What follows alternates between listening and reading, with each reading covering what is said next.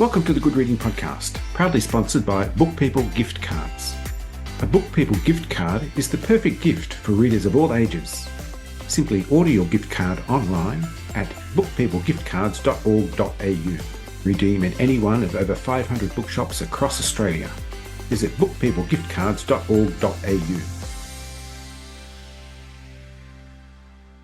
1836, Bandy Prospect Farm, Nullawilli Waibala, Yagangai Marayungurai. Spring was a bit cool, but the sun shone warm on our backs. Waratah flowers grew red and juicy, so Nunganai flying foxes came to eat. Soft rains fell. I saw a glittering billabong with 100 swimming black swans. I thought, they are Mulgu, whispering my mother's language. One white swan drifted in their midst. My heart cried out to the bird, asking how it came to be amongst the others, so alone and wildly strange. I counted mother swans with fluffy cygnets while my master loaded his gun to shoot and eat those birds, baked with potatoes in beef dripping. I wondered if the meat would be white or black. The dawn mist slipped into my lean-to and I heard heavy breathing. I shifted on my straw pallet bed and felt a heavy weight on the blanket. I sat up. A dead black swan lay on the blanket, its red beak open and neck oozing crimson blood. The webbed feet, like grey bat wings, dangled over the edge. I screamed and he stood and pointed at me. "A little present for my girlie?" My master, Farmer Bryant, laughed as though he would burst. I was 10 years old and I wanted to kill that man. But Farmer Bryant was sneaky and swift as a snake. I stared daggers into the back of his pimply neck, like maybe I could pop one and watch the exploding green pus. His sweaty pong made me gag. I hid a sharpened stick in my smock, sharp enough to draw his white blood. It was a heavy wundi. It would slide inside his gullet.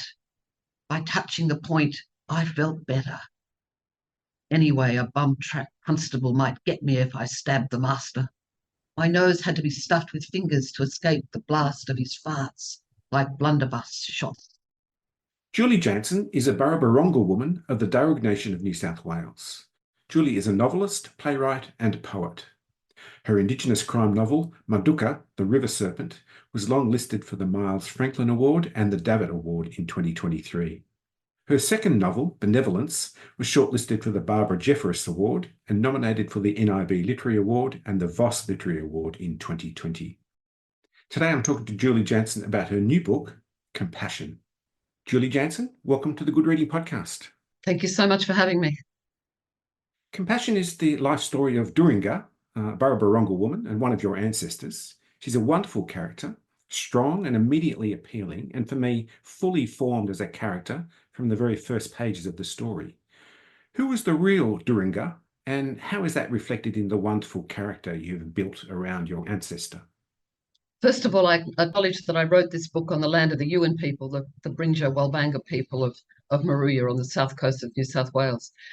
Look, I was inspired to write this because I do quite a lot of research. I love to research. I worked as a historian for Professor Peter Reid for quite some years at University of Sydney History Department. And I was able to do quite a bit of research on my own family, my own Aboriginal family, Dad's family. And I found some interesting things on Trove, which were talking about my 2-time great-grandmother. Her name was Mary Thomas. I call her Nell James. It's complex why one has to change a name, but often it's appropriate because you make a lot up when you write historical fiction. And I found that she'd been up in a magistrate's court in Windsor the first time for stealing 9 fowl. And then the next time she was up in court for stealing a herd of cows. The third time she was up in court for stealing a herd of horses with an accomplice. And I thought, what a woman. This is in kind of the 1850s out in Hawkesbury River country, which is Darug country, which is inland from Sydney town. And she just absolutely inspired me because I knew that particular great-great-grandmother had died in bed in Windsor with my auntie asleep as a baby next to her. And I was very close to my auntie Gladdy. And I felt this real connection through Auntie Gladdy that Mary had died in that bed. And she was such a great character. I began to form the story, calling her Duringah, Nell James, for compassion. And Compassion is the second instalment of a trilogy which began with Benevolence, the story of Muraging or Mary James. Muraging and Duringah's stories are chronologically sequential. What are you seeking to tell in the continuity of experience for Indigenous women in colonial New South Wales? There is an overlap, which I didn't really intend to happen, but it just did. Sometimes your writing gets a bit out of your own control. And I wanted to tell the story of the daughter of Muraging and what happened to her, because a few people asked me about Benevolence. They said, we were unsure about whatever happened to the baby. She is reunited with her mother, but then at the end. And I thought, well, what happened in those intervening years before she is reunited with her mother? And it led me to doing quite a lot of research about what was happening to Aboriginal women in that time. And a lot of people survived by being servants. And they were taken, or they married convict men or lived with convict men. And it was a time of great catastrophe for Aboriginal people all over Australia. But in New South Wales, it was kind of the post-massacre period right around Sydney. And it was a period when people, if they realised they went to live and work with white men, they wouldn't be murdered, they wouldn't be killed. So you had to become a servant. And that certainly is the story of my family. They were all servants, all the women. I traced my heritage through the women, except to my dad, and every one of them was a servant in some form or another. Before we get to the story, Compassion struck me as a wonderful evocation of the Sydney area, from La Perouse to Richmond, Blacktown, Barrenjoey, from Woolloomooloo right up to Newcastle, all told from an Indigenous perspective. It is such a rich history. Well, I've been called a cartographer, which is kind of interesting, because I really do like to go to the places I want to write about, and by actually staying, I stayed along the Hawkesbury River up near Wollombi with my husband, way out in the bush, and spent quite a lot of time around Newcastle, which I love that Newcastle area. So even though historically my family never travelled to that Wanneroo and Awakable country, I was very drawn to write about it, and I know the Hawkesbury River country very, very well, because my father would take us camping up there all the time. We'd sleep in a cave and sleep on beds made of ferns. Go, Dad. He'd carry army greatcoats with him, and they were our blankets. I can't imagine that they must have been under me as well. I can't imagine actually sleeping on the ferns, but that's what I remember happening as a child. And Duringah is on a quest to find her mother and her father. As a half-caste 13-year-old girl, it seems to be an impossible task. What are the obstacles? What conspires against her? At first, she's indentured as a servant, and when she doesn't bow down to the revolting master, the farmer, she is sent off to the female factory. And there were occasions in the historical records for New South Wales when Aboriginal young women ended up in the female factory, supposedly because they'd committed some crimes or another. But of course, they're all amongst convict girls, especially Irish girls and English girls that are convicts. And so I found that a really interesting idea, that my character of Nell would end up in the female factory and what would happen to her there. And I was really determined to make her a very strong and powerful character, because the historical record of my own family showed me that great-great-grandmother was, and great-great-grandmother never went to jail, whereas her accomplice ended up in the lunatic asylum out in Parramatta where he died. But she always escaped. And I thought, how on earth does a young woman talk a way out of being sent off to jail? And I realised she must have had the gift of the gab, same as Dad had and I had, and we were really great. Dad was a great storyteller. He's deceased now, and I'm a really good storyteller ever since I was a child. And I figured it was just handed down, and she just talked away out of being sent to jail. She's got another great gift too, and this is her connection to the spirit world, which you evoke so beautifully. Show me where to walk, she asks, and a spirit in a gumtree replies, Nell, go to Sydney town. But what does Nell find in Sydney town?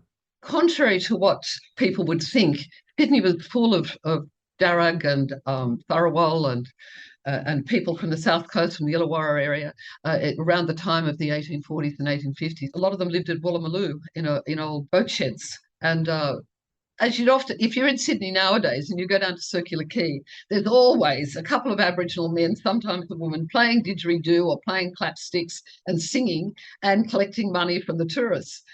It's always been that way. Ever since the white men invaded Australia, Aboriginal people have been collecting money from the tourists down at Circular Quay. And also the Gadigal men, who were the traditional men from Sydney, used to perform mock battles in the Domain and once again collect money. It was a way of making a living. And so I evoke that story because it's a story that people really don't know, just how Aboriginal people actually survived in those early days around Sydney. At the Parramatta Female Factory, where cleanliness and godliness were the things that they aspired to, despite what a former Prime Minister might have said, that was slavery. Oh gosh, yes. The women were treated really badly, fed just basically, gruel and hardtack biscuit, and had to do all of the kind of washing for the colony, really, and sewing. The factories for sewing, especially laundry work, and everything had to be starched and immaculate. And you've got hot steaming vats of starch and boiling water, and any babies that were born were taken away to the orphan school, where most of them, 80% of them, just died of starvation because they're taken from their mother's breast and fed gruel. So it's a hideous part of Australia's history. That world that Duringah occupies, it's a very sensory place. The natural world is full of these wonderful smells of the bush and the water, the rivers. But the white world, it's an unnatural world. And I love the way you describe these things. Frankly, it stinks of vomit, dried blood, body odour. And here's a beautiful phrase, the yuck in dried up crotch. I have a terrible imagination. Um, Juxtaposing the natural world with a world inhabited by human beings that have often been mistreated themselves. Remember, in those years, the 1830s, 40s, 50s, 60s, in New South Wales, a lot of people were ex-convicts who'd been treated appallingly. Often cruelty begets cruelty. I depict that, but I have got some very nice English people as well. They're not all bad. I hate the idea of novels that are Aboriginal people all good, white people, Irish people all bad. Bloody ridiculous. I'm a mixture of both races of people, and I admire both sides for various reasons. And I think you have to create fully rounded human beings and not some kind of archetypal kind of rubbish. There are some beautiful moments and some beautiful people, but I want to talk about Duringah on the run. Now, Parramatta Road, that's an ugly corridor at the best of times. But for Duringah in the mid-19th century, it was especially dangerous, rife with stories of rape, murder. Hunger is a constant motivator. And she acquires the reputation as the wild native thief. Well, she does do a bit of stealing. As I said, the research that I did about the two times great grandmother is that she was stealing very early on. I think it's just a survival way. If you're starving hungry and someone's got some chickens or some eggs, you'll just take them. I just had to come to terms with her stealing. I wrote a play once called Black Mary, based on the story of Mary Ann Bugg, a true historical character who was the paramour of Captain Thunderbolt, Frederick Ward. And I love that play, and it was on at Belvoir Street Theatre and the Festival of the Dreaming prior to the Olympics. And I'd always thought I'd like to kind of revisit that character. So there are a lot of aspects of Mary Ann Bugg in my character of Duringah, of Nell. I even have her meet Mary Ann Bugg very briefly in the middle of the novel. But I thought if there was one woman who was like that, surely there were others. And I definitely know that she was a thief. Well, that family coming down my father's side, I don't have to go too far back to find various uncles up in court for stealing cows and all sorts. They were not particularly good people. Like any great story, there's a love interest, an attraction to Thomas Freeman, and compassion does detour into his experience. But his journey is quite different to Duringah's. This is more of a descent into alcoholism and into madness. I kind of pay homage to my deceased brother, Brian, who had schizophrenia for most of his life from the age of 17. Dearly beloved of me, such a lovely, talented, wonderful young man, poet and artist like me. And that disease took him from us. But so this book, I try to kind of bring forward the notion that someone can be mentally ill but still have a wondrous side to them which is lovable. It kind of makes me cry when I think about him, because it was in the 70s and 80s when young people like him were locked up in psychiatric hospitals and forcibly given electroshock treatment and all sorts of terrible, terrible things that happened to him. So yeah, I kind of bring forward his kind of character into this character of Thomas Freeman. Duringah's brushes with the law are very disturbing, and I wondered, is there a legal archive you can consult, and what might you be able to glean from that archive for the white perspective that it must inevitably take? Unlike David Marr, whose brilliant book, Killing for Country, took him, I think, nearly 10 years to write and has detailed referencing throughout it. I'm not a very good academic and not a very good researcher. I do read widely and I do go to libraries and look at records, but I think there is a danger for historical novelists to spend too much time in research and not enough time writing. And now that this is my, second historical novel, I've learned that lesson kind of the hard way, that you can waste several years in libraries. I think the information is useful, but it can only be as useful as it inspires brilliant characters. And it's the writing of the brilliant character that comes from that information you get is the important hard work. And if you want to spend too much time researching, then write a history book. Don't try to write a historical novel. These stories that you've written, Benevolence and Compassion, they bring a political dimension to the titles of the mindset of the colonising forces. What might the third book in this trilogy look like? I just feel exhausted you even asking me that question. For sheer pleasure, I'm writing another crime novel for Auntie June from Maduka the River Serpent. University of West Australian Press said, oh, well, Auntie June's obviously got to have a series. And I kind of went, oh, a series? All right. And I feel a little bit that way when I say to people, oh, this is just, Compassion is the second book of a trilogy. And a little voice inside me is going, help. No, because yeah, I think I will manage one more. I hope so anyway. And it'll take us up more to about 1900 when that particular great-great-grandmother of mine died in 1909 out in Windsor. And I kind of want to maybe end with that scene where she, the ancient old lady who's had this extraordinarily colourful life, dies in the bed of my Auntie Gladdy, who's only a baby. The next part of the story with my family is fairly conventional because that great-great-grandmother married an ex-convict and they lived in Windsor with relative respectability. In those days, a lot of people who were of Aboriginal descent simply put on the white makeup and gloves and a dress, and people ignored the fact that they came from an Aboriginal background. In fact, my family used to just downright lies of denial, trying to hide the fact that we were both of convict and Aboriginal stock.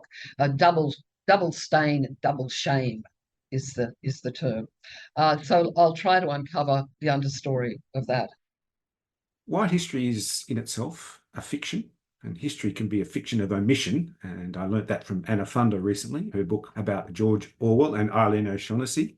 But how do you counter a fiction that's so entrenched? With good fiction. To write the story from a different point of view and reveal that the Black history of Australia and the shared history. I always think it's much more interesting to look at how we share the history of this country instead of for years and years and years. When I was a child, you just ignored the fact there's any Aboriginal people at all and just talked about, this particular explorer, how they conquered the Blue Mountains. Absolute rubbish. And without Aboriginal people, none of it would have happened. So I'm interested in countering that narrative and taking back the story into an Aboriginal perspective. It's so much more interesting than just one side.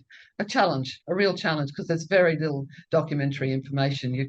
You've got to just take these little tiny seeds of information and use your imagination. And elders. I mean, I talked to many elders up in the Blue Mountains, right down the Hawkesbury River, people who would share really important information as I gained the protocols to write these stories. And I'm very grateful to them.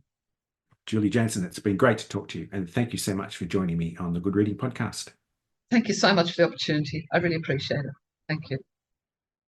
I've been talking to Julie Janson about her new book, Compassion. It's published by Magabala Books, and you can find it at goodreadingmagazine.com.au. My name's Greg Dobbs, and thanks for listening. This Good Reading Podcast was brought to you by Book People Gift Cards. Share the joy of reading with a Book People gift card. To find out more, visit bookpeoplegiftcards.org.au.